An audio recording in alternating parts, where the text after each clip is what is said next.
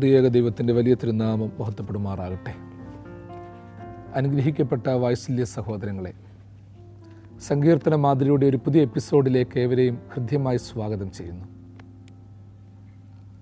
സങ്കീർത്തനങ്ങൾ വായിക്കുകയും ധ്യാനിക്കുകയും പഠിക്കുകയും ചെയ്യുന്നതിലൂടെ വിശുദ്ധീകരണത്തിനും ശക്തീകരണത്തിനും നിർമ്മലീകരണത്തിനും ഹേതുവാകട്ടെ നാമുകമായിട്ട് പ്രാർത്ഥിക്കുന്നു. 29-ാം സങ്കീർത്തനം 9, 10, 11 വാക്യങ്ങൾ നിങ്ങളുടെ മുൻപാകെ സമർപ്പിക്കുകയാണ്. യഹോവയുടെ ശബ്ദം മാൻപേടകളെ പ്രസവിക്കുമാറാക്കുന്നു, അത് വനങ്ങളെ ശൂന്യമാക്കുന്നു. അവൻ്റെ മന്ദിരത്തിൽ സകലതും മഹത്വമെന്ന് ചൊല്ലുന്നു. യഹോവ ജലപ്രളയത്തിന്മീതെ ഇരുന്നു, യഹോവ എന്നേക്കും രാജാവായിരിക്കുന്നു. യഹോവ തൻ്റെ ജനത്തിന് ശക്തി നൽകും, യഹോവ തൻ്റെ ജനത്തെ സമാധാനം നൽകി അനുഗ്രഹിക്കും. യഹോവയ്ക്ക് ശക്തിയും മഹത്വവും കൊടുക്കുവീനെന്ന് ദൈവപുത്രന്മാരോട് ആഹ്വാനം ചെയ്ത സങ്കീർത്തനക്കാരൻ അതിലൂടെ യഹോവയുടെ ശബ്ദത്തിൻ്റെ മനോഹാരിതയും മഹത്വത്തെയും പറ്റിയും അതിൻ്റെ ഭയാനകതയെപ്പറ്റിയും ഒക്കെ വിശദമായി വ്യാഖ്യാനിക്കുകയാണ്. കഴിഞ്ഞ ആഴ്ചയിൽ യഹോവയുടെ ശബ്ദം അഗ്നിജ്വാലകൾ ചിഹ്നിക്കുന്നു, മരുഭൂമിയെ നടുക്കുന്നു എന്നുള്ള ചിന്താധാര ലാസ്റ്റിൽ നാം പറഞ്ഞു വെച്ചു. യഹോവയുടെ ശബ്ദം അഗ്നിജ്വാലകളെ ചിഹ്നിക്കുന്നു എന്ന് പറയുമ്പോൾ നാം പങ്കുവെച്ചു, ജീവിതത്തിൽ എത്രമാത്രം അഗ്നിജ്വാലയുടെ അനുഭവങ്ങളുണ്ടെങ്കിലും, വേദനയുടെയും നൊമ്പരത്തിൻ്റെയും അനുഭവമുണ്ടെങ്കിലും, കണ്ണുനീരിൻ്റെ അനുഭവമുണ്ടെങ്കിലും, നമ്മൾ പോകുന്നിടത്തൊക്കെയും നമ്മളെ പിൻപറ്റുന്ന, നമ്മളെ നൊമ്പരപ്പെടുത്തുന്ന അഗ്നിജ്വാലകൾ ഉണ്ടെങ്കിലും യഹോവയുടെ ശബ്ദത്തോട് നാം താതാത്മ്യപ്പെടുമ്പോൾ അതിനെയൊക്കെ ദൈവം മാറ്റി നിർത്തും. അതിൽ നിന്നൊക്കെ നമുക്ക് മോചനം നൽകും. മോശയ്ക്ക് ദൈവം ആദ്യ ദർശനം നൽകിയത് എരിയാതെ നിൽക്കുന്ന അഗ്നിജ്വാലയാൽ ചുറ്റപ്പെട്ട ഒരു മുൾച്ചെടിയെ കാണിച്ചുകൊണ്ടായിരുന്നു. മോശയുടെ മുൻപിൽ ഒരു വലിയ പ്രതിസന്ധി ഉണ്ടായിരുന്നു. മോശയോട് ആദ്യം പറയുന്നു, മോശയെ, നീ നിൽക്കുന്ന സ്ഥലം വിശുദ്ധ ഭൂമിയാണ്, നിന്റെ കാലിൽ നിന്ന് ചെരുപ്പഴിച്ചു കളയണം. മോശ എപ്രകാരം കേട്ടു. മോശ നയിക്കുന്നത് ഒരു വലിയ ജനത്തെയാണ്. 6 ലക്ഷം പുരുഷന്മാർ മാത്രമുള്ള, ഇരട്ടിയായ സ്ത്രീകളും കുട്ടികളുമുള്ള, മൃഗജാലങ്ങളുള്ള ഒരു വലിയ സമൂഹത്തെ ഏകനായകനായി മോശ നയിക്കുവാൻ പോകുകയാണ്. അപ്പം മോശയോട് ദൈവം ഒരു അരുളപ്പാട് കൊടുക്കുകയാണ്, കാണിച്ചു കൊടുക്കുകയാണ്. മോശയെ, ഫറവോൻ്റെ എതിർപ്പുകളുണ്ട്, അതിനേക്കാളുപരി നിൻ്റെ ചുറ്റുമുള്ളവരുടെ എതിർപ്പുകളുണ്ട്. ഇതെല്ലാം നീ അഭിമുഖീകരിക്കുവാൻ പോകുകയാണ്. പക്ഷെ ഒരു കാര്യം ഹൃദ്യമായ രീതിയിൽ ചിന്തിച്ചുകൊള്ളണം. നീ കേവലം ഒരു മുൾച്ചെടി പോലെയാണ്, കേവലം ഒരു തൈച്ചെടിയാണ്. എന്നാൽ നിൻ്റെ ചുറ്റുവട്ടത്തിൽ വലിയ അഗ്നിജ്വാലകളാകുന്ന അനുഭവങ്ങളുണ്ട്. ഫറവോൻ്റെ എതിർപ്പുകളും ജനത്തിൻ്റെ എതിർപ്പുകളും കാലാവസ്ഥയുടെ എതിർപ്പുകളും കടന്നു പോകുന്ന വഴിത്താരയിലുള്ള മോവാബ്യർ, അമ്മോന്യർ, സീദോന്യർ തുടങ്ങിയുള്ള ജാതികളുടെ എതിർപ്പുകളുമൊക്കെ നീ നേരിടേണ്ടി വരും. പക്ഷേ നിനക്ക് ഞാനൊരു ദർശനം തരുന്നു. നീ കേവലം മുൾച്ചെടിയാണെങ്കിലും നിൻ്റെ ചുറ്റും എതിർപ്പുകളുടെ വലിയ അഗ്നിജ്വാലകൾ ഉണ്ടെങ്കിലും അതിനെയൊക്കെ അതിജീവിക്കുവാൻ ശക്തി തരും. നീ ഭയക്കരുത്. ഇതിനെയൊക്കെ ഈ ചുറ്റിയിരിക്കുന്ന അഗ്നിജ്വാലകളെ നീ കാണും, അഗ്നിവലയം നീ കാണും. നീ ഭയക്കരുത്, കാരണം എൻ്റെ സ്വരം കേട്ടുകൊണ്ട് മാത്രം നീ മുൻപോട്ട് പോകുക. ആയതുപോലെ അഗ്നിജ്വാലകളെ ചിഹ്നിക്കുന്നുവെന്നുള്ള ആ സ്വരത്തിലും നമ്മുടെയൊക്കെ ജീവിതത്തിലെ ഒരു ദർശനമുണ്ട്. പ്രിയമുള്ളവരെ, നമ്മൾ ചുറ്റുവട്ടത്തിൽ നോക്കിക്കഴിഞ്ഞാൽ എന്തൊക്കെ ബാധ്യതകളാണുള്ളത്. നമ്മളൊക്കെ എന്നേ തകർന്നു പോയേനെ, എന്നേ വീണു പോയേനെ. അന്ന് മോശയ്ക്ക് ദൈവം കാണിച്ചു കൊടുത്ത ആ ദർശനത്തിൻ്റെ യാഥാർത്ഥ്യം അന്നത്തേക്കാൾ ഇന്നല്ലേ കൂടുതൽ നടക്കുന്നത്. നമ്മൾ എങ്ങനെ ജീവിക്കുന്നു എന്ന് ചോദിച്ചു കഴിഞ്ഞാൽ അത്ഭുതമാണ്. പലർക്കും നല്ല ശമ്പളമില്ല, ശരിയായി ജീവിക്കാൻ അറിയത്തില്ല, ജീവിത പശ്ചാത്തലമില്ല, കുടുംബ ബന്ധങ്ങൾ ശരിയാകുന്നില്ല, മക്കൾ ശരിയായിട്ടില്ല, ചിലർക്ക് വീടും കൂടുമില്ല. ഇതൊക്കെയാണെങ്കിലും 50, 60, 70 വർഷമായിട്ടും ദൈവം അതിശയമായി നടത്തുകയാണ്. എഴുന്നേറ്റ് നടക്കില്ല, ഇതിനെ അബോർട്ട് ചെയ്ത് കളയണമെന്ന് നമ്മളുടെ മാതാപിതാക്കളെ പലരും ഉപദേശിച്ചിട്ടും അവർ പ്രാർത്ഥനയോടെ അതിന് തയ്യാറാകാതെ ആ കുഞ്ഞിനെ സ്വീകരിച്ചു. അങ്ങനെ സ്വീകരിക്കപ്പെട്ട മക്കൾ ഇന്ന് മക്കളെയും കൊച്ചുമക്കളെയും കണ്ട് ജീവിക്കുന്നു. ജീവിക്കാൻ അറിയത്തില്ല എന്ന് പറയുന്നവർ സന്തോഷത്തോടെ ജീവിക്കുന്നു, മറ്റുള്ളവരെ ജീവിച്ച് കാണിക്കുന്നു. അതെ, വീണ്ടും ഞാൻ കഴിഞ്ഞ ആഴ്ച പറഞ്ഞ കാര്യം ഒന്നുകൂടി ഓർപ്പിക്കട്ടെ. എന്തൊക്കെ അഗ്നിജ്വാലകളുണ്ടെങ്കിലും ദൈവത്തിൻ്റെ നാദത്തിൻ്റെ ആ പനിമഞ്ഞ് ആ അഗ്നിജ്വാലകളെയൊക്കെ ചിഹ്നിച്ച് നമുക്കൊരു ശക്തിയും ബലവും നൽകും. അതുകൊണ്ട് തന്നെയാണ് പറയുന്നത്, യഹോവയുടെ ശബ്ദം മരുഭൂമിയെ നടുക്കുന്നുണ്ട്. യഹോവയുടെ ശബ്ദം മരുഭൂമിയെ നടുക്കുക എന്ന് വെച്ചാൽ, മരുഭൂമി ഒരു രീതിയിൽ പറഞ്ഞാൽ ഭയാനകതയുടെ ഒരു കേളീരംഗമാണ്. അവിടെ ഒരു വലിയ ശൂന്യതയുണ്ട്. പഴയ നിയമകാലഘട്ടത്തിൽ പറയുന്നത് മരുഭൂമി സാത്താൻ്റെ അധിവാസ കേന്ദ്രമാണെന്ന്. കർത്താവ് അതുകൊണ്ട് തന്നെയാണ് ഉപവസിക്കുവാൻ മരുഭൂമിയിലേക്ക് പോയത്. അവൻ മരുഭൂമിയിൽ ചെന്ന് 40 ദിവസം ഉപവസിച്ചു. അതായത് സാത്താൻ്റെ സ്ഥാനത്തേക്ക് കയറിച്ചെന്ന് അവൻ്റെ കോട്ടകളെ തകർക്കുവാൻ തക്കവണ്ണം കർത്താവ് അവിടെ ഇരുന്ന് ഉപവസിച്ചു. അവൻ ഇറങ്ങി വന്നു. കർത്താവിന് വിശന്നപ്പോൾ കല്ലെടുത്തുകൊണ്ട് കാണിച്ചു. മരുഭൂമിയിൽ കല്ല് കാണാനില്ല, കുറവാണ്. എന്നിട്ടും അവൻ കല്ല് ഒപ്പിച്ചുകൊണ്ട് വന്നു. അതുപോലും ഒരു മായിക അനുഭവമാണ്. കല്ലൊപ്പിച്ചുകൊണ്ട് വന്നിട്ട് അതിനെ അപ്പമാക്കാൻ പറഞ്ഞു. കല്ലിൽ അപ്പം കാണിച്ചു കൊടുത്തുകൊണ്ട് അത് അപ്പമാണെന്ന് തോന്നിപ്പിച്ചുകൊണ്ട് അത് ചെയ്യാൻ പ്രേരിപ്പിച്ചു. പക്ഷേ കർത്താവ് ആ മായയിൽ വീണില്ല. അപ്പോൾ അവൻ്റെ കോട്ടയിൽ തന്നെ പോയി. പഴയ നിയമത്തിൽ ഫറവോൻ്റെ അടിമത്തത്തിൽ നിന്ന് ഇസ്രായേലിനെ മോചിപ്പിക്കുവാൻ ചെന്ന മോശ ഫറവോനോട് പറഞ്ഞൊരു കാര്യമുണ്ട്. മരുഭൂമിയിൽ പെരുന്നാൾ ആഘോഷിക്കുവാൻ, ഉത്സവം കൊണ്ടാടുവാൻ എൻ്റെ ജനത്തെ വിട്ടയക്കണമെന്ന് യഹോവയായ ദൈവം കൽപ്പിക്കുന്നു. സാധാരണയായിട്ട് പെരുന്നാൾ കൊണ്ടാടുന്നത് വലിയ പട്ടണപ്രദേശത്തിലാണ്, താഴ്വാരങ്ങളിലാണ്, ജനപദങ്ങളിലാണ്. പഴയ നിയമത്തിൽ ഓർത്തോണം, മോശ ഫറവോനോട് പറയുന്നത് ദൈവം കൽപ്പിക്കുന്നത് മരുഭൂമിയിൽ ഉത്സവം ആചരിക്കുവാൻ എൻ്റെ ജനത്തെ വിട്ടയക്കണമെന്നാണ്.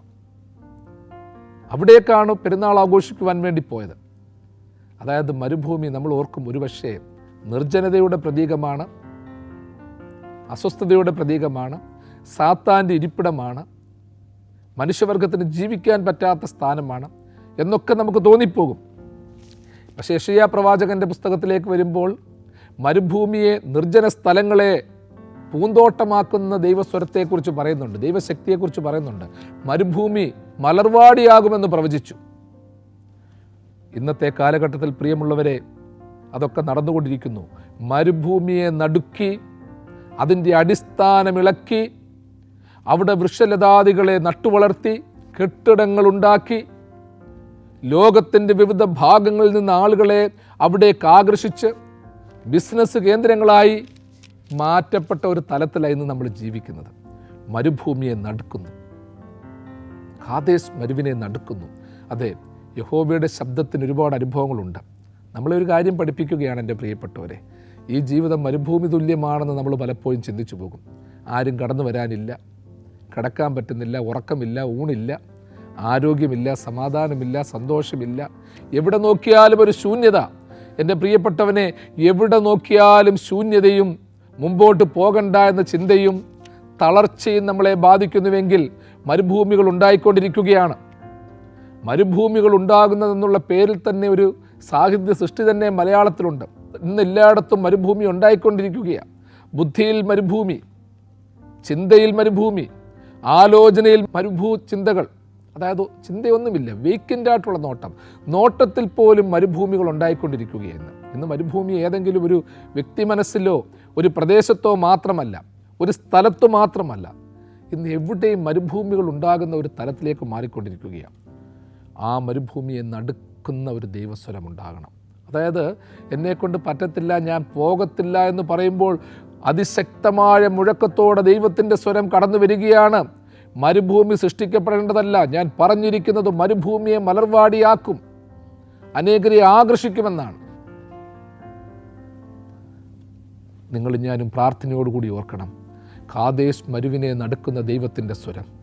മരുഭൂതുല്യമായി ജീവിക്കാൻ മറന്നുപോയി ഉറങ്ങിക്കിടക്കുന്ന എന്നെ ഒന്ന് ഉണർത്തണം. എന്നെ നിങ്ങളെയും ശക്തീകരിക്കണം, ചാവാറായ ശേഷിപ്പുകളെ ശക്തീകരിക്കണം, ദൈവത്തിലേക്ക് നമ്മളെ കൂടുതൽ അടുപ്പിക്കണം. പാട്ടുകാരൻ പാടി, മരുഭൂയാത്രയധികഠിനം പ്രതികൂലങ്ങളാനു നിമിഷം, പകൽ മേഘസ്തംഭം രാത്രിയഗ്നി തൂണായി എന്നെ അനുദിനം വഴി നടത്തും. എൻ്റെ യേശു എനിക്കു നല്ലവൻ, അവനെന്നുമെന്നും മതിയായവൻ. ആപത്തിൽ രോഗത്തിൽ വൻ പ്രയാസങ്ങളിൽ മനമേ അവൻ മതിയായവൻ. ആപത്തിൽ രോഗത്തിൽ വൻ പ്രയാസങ്ങളിൽ മനമേ അവൻ മതിയായവൻ. മരുഭൂമിയെ, കാദേശ് മരുവിനെ നടുക്കുന്ന ദൈവസ്വരം ഇന്നും പകർന്നൊഴുകട്ടെ. ഇന്നും ഇനിയും അത് മുഴങ്ങട്ടെ. ചിലതിനെയൊക്കെ ജീവനുള്ളതും ജീവസുറ്റതുമാക്കട്ടെ, ശക്തീകരിക്കട്ടെ എന്ന് നമുക്ക് പ്രാർത്ഥിക്കാം. യഹോവയുടെ ശബ്ദം മാൻപേടകളെ പ്രസവിക്കുമാറാക്കുന്നു, അത് വനങ്ങളെ ശൂന്യമാക്കുന്നു, അവൻ്റെ മന്ദിരത്തിൽ സകലതും മഹത്വമെന്ന് ചൊല്ലുന്നു. മാൻപേടകളെ പ്രസവിക്കുമാറാക്കുന്നു എന്ന് പറയുമ്പോൾ അതിൻ്റെ ഒരു ലിറ്റററി വ്യാഖ്യാനം, മാൻപേടകളുടെ പ്രത്യേകതയുണ്ട്. വലിയ കുന്നുകളിലും മലകളിലും താഴ്വാരങ്ങളിലും മൂടി നടക്കുന്ന മാൻകുട്ടികൾ, മാൻപേടകൾ, ധാരാളമായി കൂട്ടമായി സഞ്ചരിക്കുന്ന മാൻപേടകൾ. വലിയ മുഴക്കമുണ്ടാകുമ്പോൾ, ഇടിയൊക്കെ ഉണ്ടാകുമ്പോൾ അവയുടെ ഒരു പ്രസവം ഒരു ഞെട്ടലോടുകൂടി ഉണ്ടാകും, ഒരു ശക്തിയോടെ ഉണ്ടാകും. അപ്പം മുഴക്കങ്ങൾ ചില ജീവജാലങ്ങളുടെ പ്രസവ പ്രക്രിയയെ വേഗത്തിലാക്കും. ചില ഞെട്ടലുകൾ പ്രസവ പ്രക്രിയയെ വേഗത്തിലാക്കും, ഒരു സൃഷ്ടിപ്പിനെ വേഗത്തിലാക്കും. നേരത്തെ നമ്മൾ പങ്കുവെച്ചിട്ടുണ്ട് ആ ചിന്താധാര. മാൻപേടകളെ പ്രസവിക്കുമാറാക്കുന്ന ഒരു ദൈവശബ്ദത്തെക്കുറിച്ച് പറയുമ്പോൾ പ്രസവമായിട്ടും സമയമായിട്ടും അതിന് സാധിക്കാതെ വേദനയോടെ നിൽക്കുന്ന ഒരു മാൻപേടയെ മാത്രമല്ല, ഒരു മാതൃഭാവത്തെ നമ്മൾ ഓർക്കണം. അവളുടെ പ്രസവത്തിൻ്റെ സമയമായി, ആ സമയം കഴിഞ്ഞു, അതിവേദന കൊണ്ട് വലഞ്ഞിരിക്കുന്ന ഒരമ്മ. അപ്പോൾ ഡോക്ടർമാർ പറയും ഇത് ബുദ്ധിമുട്ടാണ്, ചിലപ്പോൾ പറയും ഇതിനൊരു സിസേറിയന് തന്നെ വിധേയമാക്കണം. അപ്പോൾ ആ ഒരു വേദനയോടെ പുളഞ്ഞിരിക്കുന്ന ഒരു മാതൃഭാവത്തിൻ്റെ പശ്ചാത്തലത്തിൽ നിന്നുകൊണ്ട് വേണം മാൻപേടകളെ പ്രസവിക്കുമാറാക്കുന്നു എന്നുള്ള സ്വരം കേൾക്കേണ്ടത്. സിസേറിയന് വിധിക്കപ്പെട്ട് കിടക്കുന്ന ഒരു മാതാവിനെ, വയറ് കീറിമുറിക്കുന്ന രീതിയിലേക്ക് നയിക്കപ്പെടുന്ന ഒരു സ്ത്രീയെ അതിന് വശംവദമാക്കാതെ പെട്ടെന്ന് പ്രസവിക്കുവാൻ തക്കവണ്ണം ഒരിക്കിള് പോലെ, ഒരു ശക്തി പോലെ, ഒരു ആന്തരിക ബലം പോലെ, ഒരു മുക്കല് പോലെ തയ്യാറാക്കിയെടുക്കുന്ന ഒരു അനുഭവം ചിലപ്പോഴൊക്കെ ഉണ്ട്. അതുകൊണ്ടാണ് പലപ്പോഴും നമ്മൾ പറയും, ഈറ്റുനോവിൻ്റെ അനുഭവത്തെക്കുറിച്ച് പറയാറുണ്ട്. ചില ശബ്ദങ്ങളും ചില മുഴക്കങ്ങളുമൊക്കെ പ്രിയമുള്ളവരെ നമ്മൾ ചിന്തിക്കുന്നത് പോലെയല്ല, നമ്മൾ അനുഭവിക്കുന്നത് പോലെയല്ല, അതിനപ്പുറമായിട്ടുണ്ട്. യഹോവയുടെ ശബ്ദം മാൻപേടകളെ പ്രസവിക്കുമാറാക്കുന്നു എന്ന് പറയുമ്പോൾ ഭീതിയിലും നിരാശയിലുമൊക്കെ ആയിരിക്കുന്നവർ, ചെയ്യാനങ്ങോട്ട് മടി കാണിക്കുന്നവർ, ഇറങ്ങാൻ മടിച്ചു നിൽക്കുന്നവർ, അവർക്ക് കിട്ടുന്ന ഒരു ശക്തമായ ഒരു തള്ളുണ്ട്. നമ്മളെപ്പോഴും പറയും ഉന്തിൻ്റെ കൂടെ ഒരു തള്ള്. ഇന്നത്തെ ലോകത്തിനത് ആവശ്യമാണ്.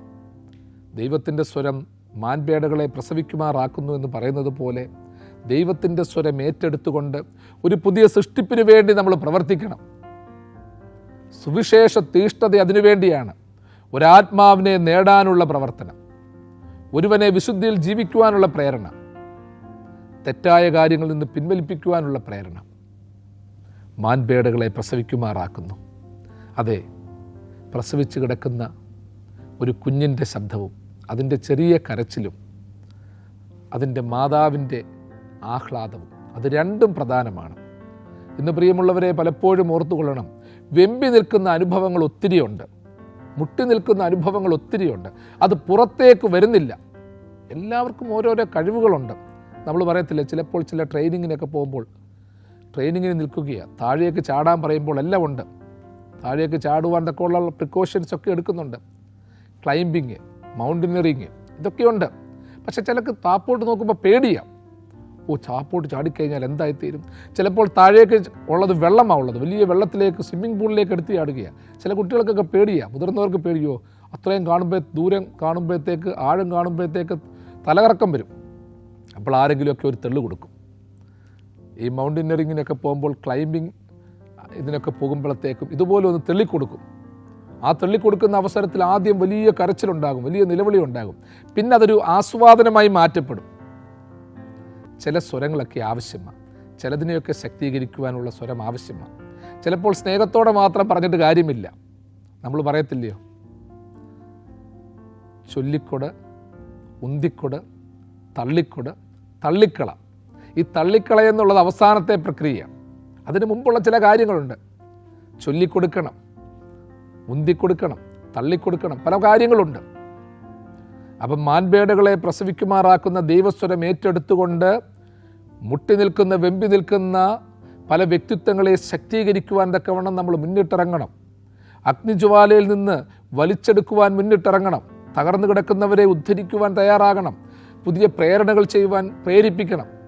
മനുഷ്യനൊക്കെ ഇന്ന് പേടിച്ച് നിൽക്കുക. എല്ലാ കാര്യങ്ങളും അത് വേണോ വേണ്ടയോ എന്നുള്ളൊരു ചിന്തയില്ല.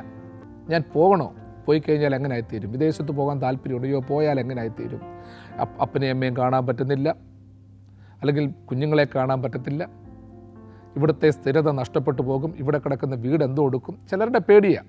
ചില പ്രായമുള്ള മാതാപിതാക്കളുണ്ട്, അവരുടെ മക്കളൊക്കെ വെളിയില്ല, ഇവിടെ നോക്കാൻ ആരുമില്ല. പക്ഷേ സ്വന്തം വീട്ടിൽ നിന്ന് മാറി നിൽക്കാൻ അങ്ങോട്ട് താല്പര്യമില്ല. അയ്യോ, ഞങ്ങൾ പോയി കഴിഞ്ഞാൽ ഇതൊക്കെ എന്തോ കൊടുക്കും. 1-2 ഏക്കർ ഭൂമി കാണും, അവിടെ 10 റബ്ബർ വെട്ടാൻ കാണും, കിട്ടുന്ന പൈസയേക്കാളും കൂടുതൽ ചിലവ് കൊടുക്കണം. ഇങ്ങനെയൊക്കെയുള്ള സാഹചര്യത്തിൽ ഇരുന്നിട്ട് ചിലർ പോകത്തില്ല. മക്കൾക്ക് പെട്ടെന്ന് നോക്കാൻ പറ്റത്തില്ല, ഓടി വരാൻ പറ്റത്തില്ല. അവിടെ പിള്ളേർ പഠിക്കുകയാണ്. അപ്പോൾ പറയും, അപ്പച്ചി അമ്മച്ചി ഞങ്ങളുടെ കൂടെ അങ്ങ് ബാ. അത് വരത്തില്ല. ചിലപ്പോൾ അമ്മച്ചി മാത്രമേ ഉള്ളൂ. അമ്മച്ചി പറയില്ല, ഞാൻ എൻ്റെ അപ്പച്ചൻ്റെ ഓർമ്മയിൽ ഇവിടെ തന്നെ ജീവിക്കുകയാണ്. അതൊക്കെ നല്ലതാണ്. പക്ഷേ ചില സാഹചര്യങ്ങൾ ബുദ്ധിപരമായി നമ്മൾ ചിന്തിക്കണം. ചിലതിനൊക്കെയുള്ളൊരു തയ്യാറെടുപ്പ് വേണം. അപ്പോൾ അങ്ങനെയുള്ളവരെ ഞാൻ ഫ്ലൈറ്റ് കയറത്തില്ല, അയ്യോ എനിക്ക് പേടിയാണ്, ഫ്ലൈറ്റ് കയറിക്കഴിഞ്ഞാൽ പേടിയാണ്. ചിലർക്ക് പേടിയാണ്, അയ്യോ ഫ്ലൈറ്റ് തകർന്നു പോകുമോ, പൊങ്ങിക്കഴിയുമ്പോൾ ശാരീരികമായ അസ്വസ്ഥത ഉണ്ടാകുമോ, ഇതൊക്കെ പേടിയാണ്. അപ്പോൾ ഇങ്ങനെ യാത്രയ്ക്ക് പോകാൻ പേടിയുള്ളവരുണ്ട്. ഓരോരോ ഫോബിയാസ് ഉണ്ട്. ചിലർക്ക് വെള്ളം പേടിയാണ്, ചിലർക്ക് തീ പേടിയാണ്, ചിലർക്ക് ആളുകളെ കാണുന്നത് പേടിയാണ്, ചിലർക്ക് ഉറക്കെ സംസാരിക്കുന്നത് കേൾക്കുമ്പോൾ പേടിയാണ്. അങ്ങനെ ശബ്ദത്തെ പേടി, വെളിച്ചത്തെ പേടി, ഇതെല്ലാം ഉണ്ട്, മനുഷ്യർക്കുണ്ട്. ഫോട്ടോഫോബിയ എന്ന് പറയുന്നത് വെളിച്ചത്തെ പേടിയാണ്. കാരണം എന്ന് വെച്ചാൽ അവർക്ക് ഒത്തിരി ലൈറ്റ് ഒന്നും ഇടുന്ന ഇഷ്ടമല്ല. ചില മനുഷ്യരുണ്ട് വീടുകളിൽ ലൈറ്റ് ഒന്നും ഇടത്തില്ല. കറണ്ട് ചാർജ് അമിതമാകുമെന്നുള്ള പേടി മാത്രമല്ല, ചിലർക്ക് വെളിച്ചം ഇഷ്ടമല്ല, ഇരുണ്ട വെളിച്ചത്തിലിരിക്കണം. നമുക്ക് തന്നെ ഓർത്തോണം, എപ്പോഴും ഇരുട്ടിൽ തന്നെ ഇരിക്കാൻ താല്പര്യപ്പെടുന്ന മനുഷ്യരെ സംബന്ധിച്ചിടത്തോളം വെളിച്ചം കാണുന്നത് പേടിയാണ്. അവർക്ക് ഉൾക്കൊള്ളാൻ പറ്റത്തില്ല. ഇടയ്ക്കൊക്കെ വീടുകളിലെ സ്വിച്ചൊക്കെ ഒന്ന് ഇട്ടേക്കണം, ആവശ്യത്തിനനുസരിച്ച് ഇടണം. ഇലക്ട്രിസിറ്റി പാഴാക്കണ്ട, പക്ഷേ ആവശ്യത്തിന് ഇടണം. ഇരുട്ടത്തിരുന്നുകൊണ്ട് വായിക്കാൻ ശ്രമിക്കരുത്. ചില പിള്ളേരുണ്ട് ഇരുട്ടത്തിരുന്നേ വായിക്കത്തുള്ളൂ, ഇരുട്ടത്തിരുന്നേ ഭക്ഷണം കഴിക്കത്തുള്ളൂ. എത്രമാത്രം കാര്യങ്ങൾ നമ്മൾ നോക്കിയാലും എനർജി പാഴാക്കണ്ട എന്ന് പറഞ്ഞാലും അത്യാവശ്യത്തിനൊക്കെ വേണം. ചിലർക്ക് പണം ചെലവഴിക്കുന്നത് പേടിയാണ്, എന്ത് ചെയ്താലും പരാജയപ്പെടുമോ എന്ന് പേടിയാണ്. അപ്പോൾ ഇവർക്കൊക്കെ വേണ്ടതൊരു പിന്തുണയാണ്, ഒരു ശക്തിയാണ് വേണ്ടത്. വിജയം പ്രാപിച്ചവർ അവർക്കൊരു പ്രേരണ കൊടുക്കണം. മാൻപേടകളെ മാത്രം പ്രസവിക്കുവാറാക്കുന്നതല്ല ദൈവത്തിൻ്റെ സ്വരം. ദൈവത്തിൻ്റെ സ്വരത്തിൻ്റെ ശക്തിയും മഹനീയതയും മനസ്സിലാക്കിയവർ ഓരോരുത്തരിലേക്ക് വിറകിച്ചെല്ലണം. ഇപ്പോൾ പരീക്ഷയ്ക്ക് അടുത്ത് വരികയാണ്, പിള്ളേർക്ക് പരീക്ഷയെ പേടിയാണ്, മറന്നു പോകുമോ എന്ന് പേടിയാണ്. അവരെയും ശക്തീകരിക്കണം. ദൈവം നിൻ്റെ കൂടെ ഉണ്ട് കുഞ്ഞെ, നീ പഠിക്കാനുള്ളതൊക്കെ പഠിക്കണം, ടെൻഷൻ ഒന്നും വേണ്ട. നീ എത്ര മാർക്ക് വാങ്ങിക്കണമെന്ന് ഞാൻ പറയുന്നില്ല, എത്ര വിഷയങ്ങളിൽ A+ കിട്ടണമെന്ന് പറയുന്നില്ല. പക്ഷേ നിൻ്റെ മിനിമം കഴിവനുസരിച്ച് നിന്നെക്കൊണ്ട് സാധിക്കുന്നത് നീ ചെയ്യുക. നിന്നെക്കൊണ്ടത് സാധിക്കും. യു ക്യാൻ ഫ്ലൈ ഹൈ, ഇങ്ങനെയൊക്കെയുള്ള ടെർമിനോളജികളുണ്ട്. അവർക്കൊരു പ്രേരണ കൊടുക്കണം. ഒരു പേടിയുമില്ലാതെ പഠിക്കണം. പരീക്ഷയുടെ തലേന്ന് 1 മണി വരെയും 2 മണി വരെ ഇരുന്ന് പഠിച്ച് പിറ്റേ ദിവസം പരീക്ഷ എഴുതാൻ പറ്റാത്ത രീതിയിൽ എത്തിക്കരുത്. മറ്റുള്ളവരോട് താരതമ്യപ്പെടുത്തരുത്. ആരോടും ആരെയും താരതമ്യപ്പെടുത്താതെ ഓരോ മനുഷ്യരിലുമുള്ള കഴിവുകളെ കണ്ട് അവർക്കൊരു പ്രേരണ കൊടുക്കുന്ന തലത്തിലേക്ക് നമ്മളുടെ സമൂഹം എത്തിച്ചേരണം. അതാണൊരു പുതിയ സൃഷ്ടിപ്പിൻ്റെ അനുഭവം. അല്ലാതെ പുതിയ സൃഷ്ടി എന്ന് പറയുന്നത് കുറേ ഭാഷകൾ പറയുന്നതോ മറുഭാഷ പറയുന്നതോ മാത്രമല്ല. ആത്മാവിൻ്റെ നിറവിൽ പലതും സംഭവിക്കും. ആത്മാവിൻ്റെ നിറവിൽ ഓരോ മനുഷ്യനും ഉണ്ടാകുന്ന ദർശനങ്ങളും അനുഭവങ്ങളും വ്യത്യസ്തമാണ്. ഞാൻ അതിനെക്കുറിച്ചൊന്നും പറയുന്നില്ല. പക്ഷേ അത് മാത്രമല്ല, ദൈവത്തിൻ്റെ സ്വരത്തിൻ്റെ പ്രത്യേകത മറ്റുള്ളവരെ പേടിപ്പിക്കുന്നതല്ല, ദൈവത്തിൻ്റെ സ്വരം കൊണ്ട് മറ്റുള്ളവനെ ശപിക്കുന്നതല്ല, ദൈവത്തിൻ്റെ വാക്കുകൾ തിരുവചനം എടുത്തുകൊണ്ട് മറ്റുള്ളവരെ നിന്ദിക്കുന്നതല്ല. ആത്മീയത എന്ന് പറയുന്നത് പ്രസവിക്കുവാൻ പ്രേരിപ്പിക്കുന്ന, അതായത് ഒരു സൃഷ്ടിപ്പിന് പ്രേരിപ്പിക്കുന്ന, ഒരു പുതുമയിലേക്ക് ജീവിക്കാൻ പ്രേരിപ്പിക്കുന്ന, ആത്മശക്തി പ്രദാനം ചെയ്യുന്ന തലങ്ങൾ നമ്മൾ സൃഷ്ടിക്കണം. അതിനുവേണ്ടി നമ്മൾ പ്രാർത്ഥിക്കണം. വനങ്ങളെ ശൂന്യമാക്കുന്നു, അവൻ്റെ മന്ദിരത്തിൽ സകലവും മഹത്വമെന്ന് ചൊല്ലുന്നു. വനങ്ങളെ ശൂന്യമാക്കുന്നു എന്ന് പറയുമ്പോൾ യഹോവയുടെ ശബ്ദം വനങ്ങളെ ശൂന്യമാക്കുന്നു. അതിന് 2 തലങ്ങളുണ്ട്. വനമെന്ന് പറയുന്നത് ഇടതൂർന്ന് വളരുന്ന വൃക്ഷലതാദികളുടെ ഒരു വലിയൊരു കേദാരമാണ്, ഒരു സംഗമ സ്ഥാനമാണ്. അവിടെ വന്യമൃഗങ്ങളുണ്ട്, അവിടെ കുന്നുകളും മലകളുമുണ്ട്, താഴ്വാരങ്ങളുണ്ട്, കാട്ടുചോലകളുണ്ട്. വന്യമൃഗങ്ങളുടെ സ്വരമൊക്കെ ഉയർന്നു കേൾക്കുന്നുണ്ട്. വനങ്ങളെ ശൂന്യമാക്കുന്നു. എല്ലാമുള്ളതിനെ, ഭയാനകമായതിനെ, ആർത്തു വളരുന്നതിനെ ഇല്ലായ്മയാക്കുന്ന ഒരനുഭവം. ഇന്ന് സോഷ്യൽ ഫോറസ്ട്രി, അതായത് വനവൽക്കരണമുണ്ട്. വനം സൃഷ്ടിക്കുന്നുണ്ട്. വനമില്ലാത്ത പ്രദേശങ്ങളിൽ വനം സൃഷ്ടിക്കുന്നുണ്ട്. മക്കാവോ വനവൽക്കരണമുണ്ട്. പല രീതിയിലുള്ള വനവൽക്കരണങ്ങളുണ്ട്. വനങ്ങളെ ശൂന്യമാക്കുന്നു എന്ന് പറയുമ്പോൾ ഒന്നാമത്തെ ഒരു അർത്ഥമെന്ന് പറയുന്നത് ആർത്ത് വളരുന്നതിനെ, ശക്തമായി വളരുന്നതിനെ ശൂന്യമാക്കുന്ന ഒരനുഭവം. ചിലപ്പോഴൊക്കെ ചില വനങ്ങൾ ശൂന്യമാകണം. ചില വനങ്ങൾ വെട്ടി തെളിക്കേണ്ടതായിട്ടുള്ളതുണ്ട്. വനമാക്കപ്പെടുന്ന ചില സ്ഥലങ്ങളുണ്ട്. ഇന്നത്തെ സാമൂഹിക നിയമങ്ങൾ, വനം വകുപ്പിൻ്റെ കഠിന നിയമങ്ങൾ, ബഫർ സോൺ നിയന്ത്രണങ്ങൾ, ഇതൊക്കെ ഇന്ന് സാധാരണക്കാരനെ ഒരുപാട് ബാധിക്കുന്നുണ്ട്. മൃഗജാലങ്ങളുടെ വർധനവ്, ഇതൊക്കെ വർദ്ധിക്കുന്നുണ്ട്. മനുഷ്യനും ജീവിക്കണം, മൃഗജാലങ്ങൾക്കും ജീവിക്കണം. മനുഷ്യന് മൃഗത്തേക്കാൾ പ്രാധാന്യം കൊടുക്കണം. മനുഷ്യന് പ്രാധാന്യം കൊടുക്കുമ്പോൾ മൃഗങ്ങളെയും സംരക്ഷിക്കുവാനുള്ള മനസ്ഥിതി ഉണ്ടാകണം. മൃഗങ്ങൾ ഉപദ്രവകാരികളായി മാറുമ്പോൾ മനുഷ്യനും മൃഗങ്ങളും തമ്മിലുള്ള ശത്രുത വർദ്ധിച്ചു പോകുകയും. വനങ്ങളെ ശൂന്യമാക്കുന്നു എന്ന് പറയുമ്പോൾ ഒരു കാര്യം കൂടി നമ്മൾ ചിന്തിക്കണം. ആവശ്യമില്ലാത്ത, അർഹതയിൽ കവിഞ്ഞ, വർദ്ധിച്ചു വരുന്ന ജനങ്ങൾ പെരുകി നിവൃത്തിയില്ലാതെ കഴിയുമ്പോൾ സൃഷ്ടിക്കുന്ന വനവൽക്കരണമുണ്ട്. അത് ബാധ്യതയാണ്. കർഷകരെയും കുടിയേറ്റക്കാരെയും കാട്ടുകള്ളന്മാരാക്കുന്ന സംവിധാനത്തിന് മാറ്റം വരണം. അതിൻ്റെ മറവിൽ കയറിക്കൂടുന്ന ചില കള്ളനാണയങ്ങളുണ്ട്, അവരെ തിരിച്ചറിയണം. ഇതിനെ ഒരു ബിസിനസ് ഓറിയൻറ്റഡ് മെത്തഡോളജിയാക്കി മാറ്റുന്നവരെയും തിരിച്ചറിയണം.